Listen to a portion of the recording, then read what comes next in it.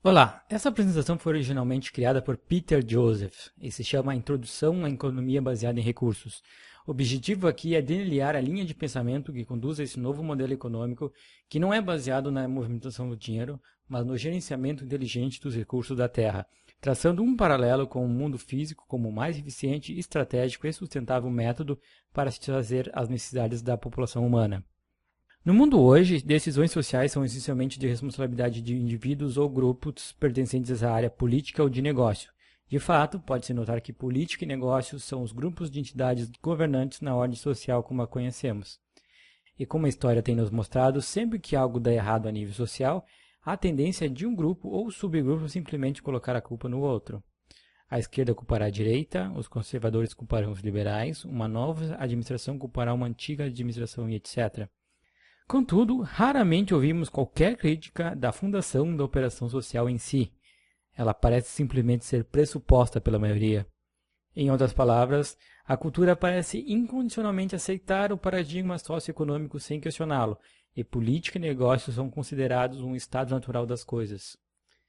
Mesmo em um mundo de desemprego crescente, pobreza crescente, problemas de saúde mental crescente, abuso de drogas, esgotamento de recursos naturais, degradação do ambiente global, propensão à violência e guerras, constante dívida global sistêmica, inflação acelerada, desestabilização atmosférica e muitos outros problemas sociais e ecológicos, numerosos demais para nomear nesse momento, há ainda uma recusa geral de considerar que talvez o sistema socioeconômico em si seja falha.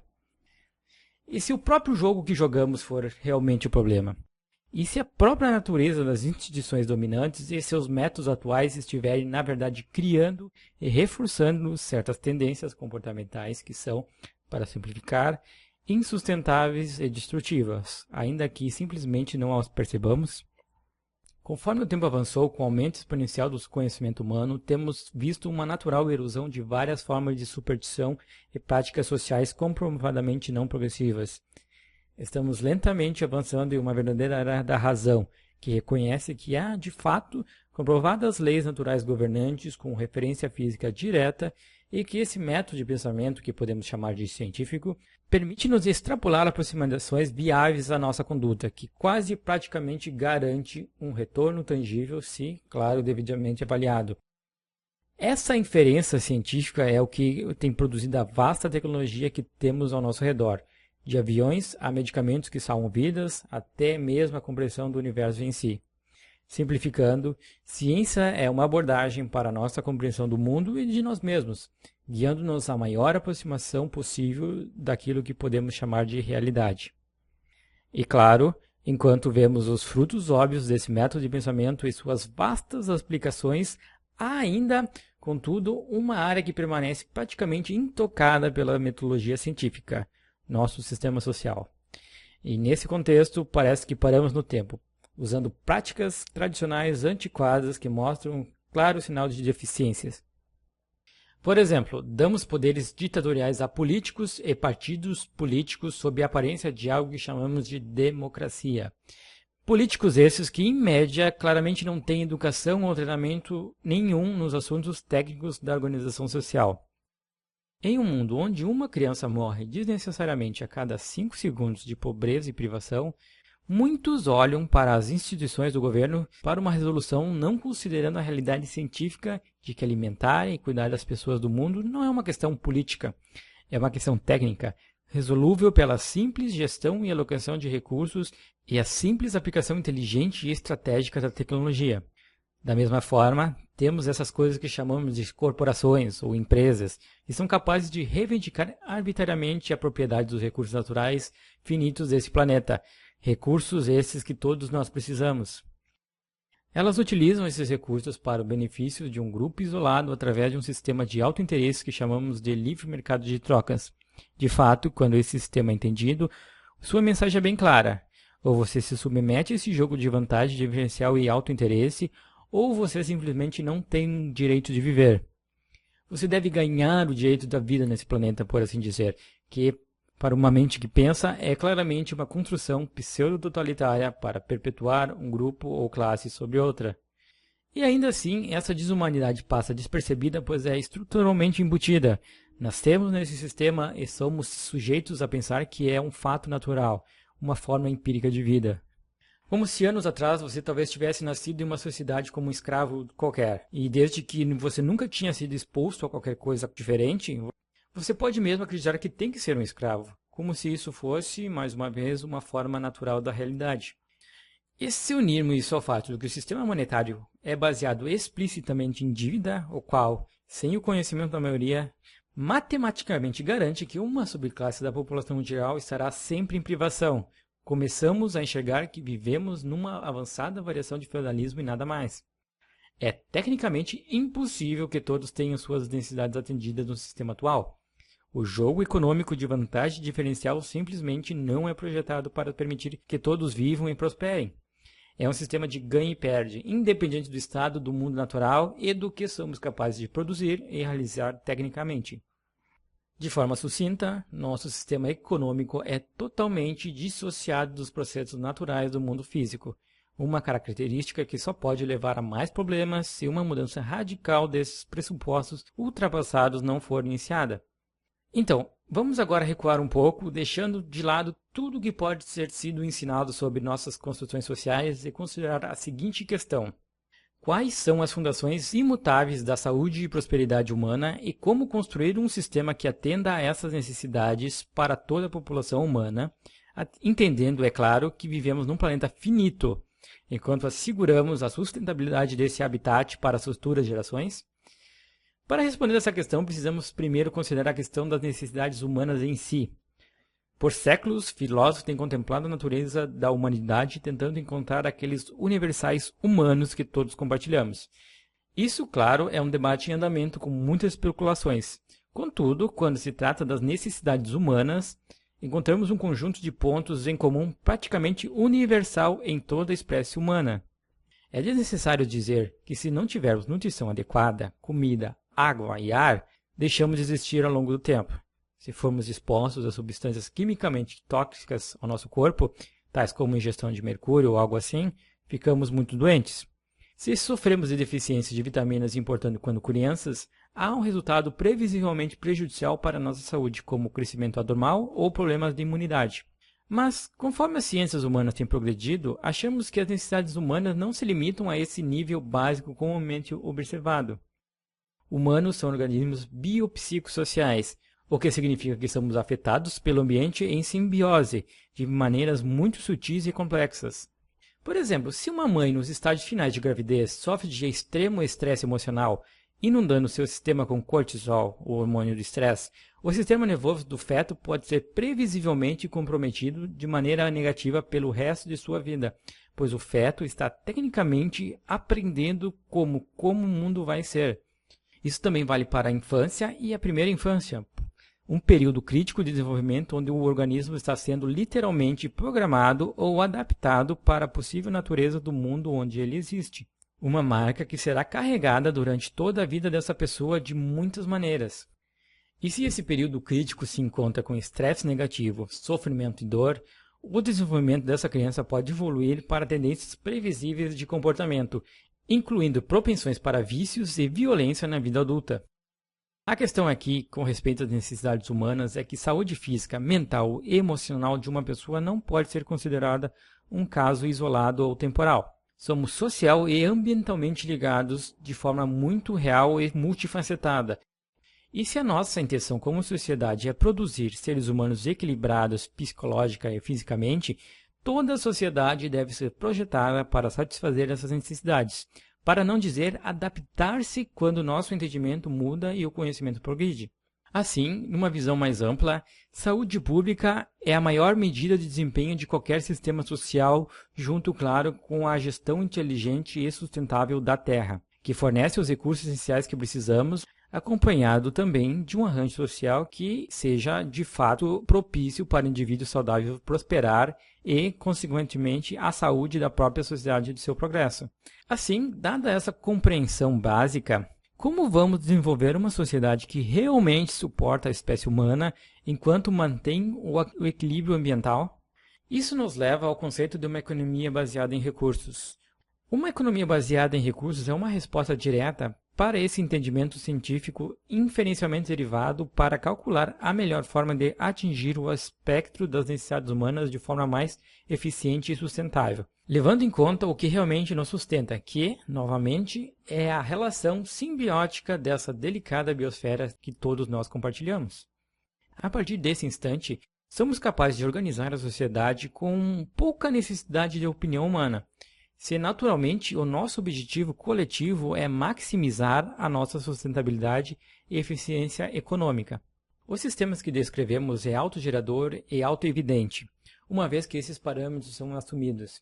Existem 3 considerações de ordem econômica dominantes que precisam ser consideradas imediatamente: contabilidade dos recursos, equilíbrio dinâmico e design estratégico.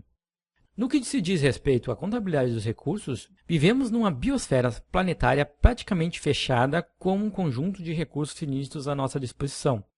Diante dessa realidade, a lógica se torna bastante clara quanto à nossa responsabilidade se queremos permitir que o nosso habitat sustente-se para as futuras gerações e satisfaça as necessidades da população atual. Precisamos organizar e contabilizar.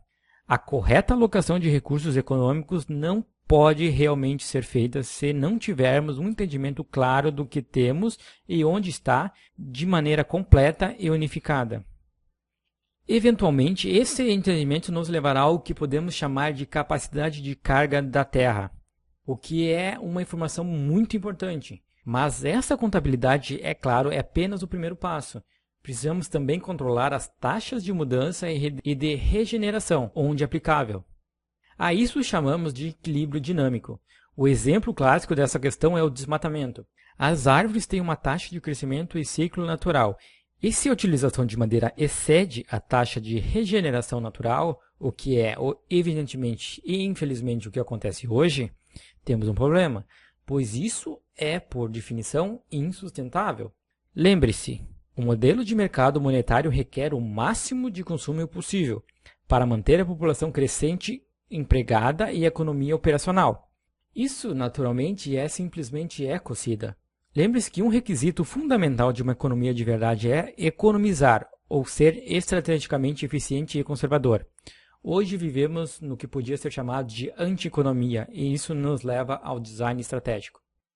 O atendimento eficiente do espectro das necessidades humanas em um planeta finito de forma sustentável significa que a alocação de recursos deve ser otimizada estrategicamente e, claro, de forma conservadora. Hoje isso não é feito, ou você poderia dizer raramente feito, através de realizações monetárias arbitrárias. É sobre o que pode ser oferecido pelo produtor e, consequentemente, o consumidor. Não sobre qual é o uso mais estratégico e eficiente cientificamente. Sem mencionar a questão da longevidade de um determinado bem e o método a ser utilizado para sua eventual quebra fora a reciclagem. Todos esses elementos precisam ser considerados no projeto inicial sem a interferência do sistema de mercado e a eficiência de custos, que servem como inibidores do projeto sustentável. Novamente, uma economia significa aumentar a eficiência em todos os momentos. É fazer o que é cientificamente mais correto, não o que alguma empresa pode propiciar a fim de manter-se competitiva no modelo de mercado. Precisamos de contabilidade estratégica, alocação e projeto como derivados de comprovados parâmetros técnicos que garantem a máxima eficiência e sustentabilidade. Qualquer coisa menos seria simplesmente negligência. Assim, contabilidade dos recursos, o equilíbrio dinâmico e o design estratégico definem a base subjacente desse modelo econômico baseado nos recursos. Então, vamos agora continuar essa dedução. Com base nisso, podemos chegar aos seguintes pontos mais específicos da organização. 1. Temos de mudar de uma economia de crescimento para uma de estado estacionário. Equilíbrio dinâmico não pode ser mantido em uma economia em crescimento, pois um crescimento constante é literalmente impossível num planeta finito. 2. Precisamos de um sistema colaborativo e não de um competitivo. O design estratégico não pode ser realizado quando a eficiência de custos está em jogo. Na verdade, pura e simplesmente a eficiência monetária é inversa à eficiência tecnológica. 3. Precisamos de um sistema planejado e projetado. Um sistema concebido para ter em vista a alocação de recursos, o equilíbrio dinâmico e o design estratégico de forma explícita. O disperso e aleatório sistema corporativo de hoje não chega nem perto disso, e a falta de eficiência e desperdício são simplesmente inaceitáveis. 4. A automação é colocada antes do trabalho humano em todos os níveis. Isso cai no componente de design estratégico mais uma vez. Não apenas desenvolvemos bens de consumo para ser tão eficientes quanto podem, mas a própria concepção dos métodos de produção em si para produzir esses bens precisa ser igualmente estratégica para maximizar a precisão e a saída. Apesar de muitos não saberem, a produtividade é agora inversa ao emprego na maioria dos setores estudados, o que significa que é socialmente irresponsável não automatizar, pois isso pode nos ajudar a gerar abundância. 5. Passamos de um sistema de propriedade para um sistema de acesso e, portanto, a remoção de troca monetária. Há uma diferença muito grande entre o atual estado das coisas hoje e a escassez que era intrínseca no passado. Temos hoje tecnologias avançadas de produção que agora podem permitir o que podemos chamar de abundância de acesso, ou um sistema de alocação de recursos que permitiria o acesso gratuito e universal aos bens e serviços sem necessidade de ninguém usar dinheiro. Ao invés de ter um sistema baseado em propriedade e investimento baseado em valor, o que requer acumulação e constante proteção, projetamos um sistema de acesso intercambiável, assim como um sistema de aluguel ou uma biblioteca, como podemos ver hoje. Em uma sociedade onde eu, por exemplo, possa dirigir meu carro por apenas algumas horas por semana no máximo, realmente faz sentido e eficiente para mim armazenar esse veículo quando esse ficará sem uso por provavelmente 90% do mês? E se você estender essa ideia para todo o setor de produtos, a percepção é que podemos realmente reduzir a produção, criar mais eficiência, reduzir o uso de recursos, enquanto simultaneamente permitir mais acesso aos bens pela população quando essa precisar. O termo seria acesso estratégico. Agora, sei que para muitos é muito difícil pensar em uma sociedade baseada em acesso ao invés de uma baseada em propriedade, dado o materialismo ao qual estamos acostumados, que serve de apoio ao consumo constante e que perpetua o sistema de mercado e, portanto, a demanda por trabalho e tudo mais. Mas a eficiência deste conceito, quando todos esses falsos requisitos do sistema monetário são removidos, se for feito corretamente, a eficiência dessa abordagem é simplesmente sem igual.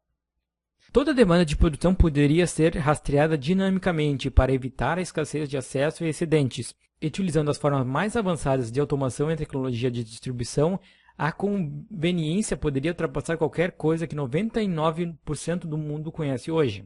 Sem mencionar uma redução na criminalidade como a conhecemos em pelo menos 90%. A verdade é que dinheiro não é mais necessário em um mundo que tem abundância de acesso. Agora, isso conclui o resumo básico dos principais atributos de um modelo econômico baseado em recursos.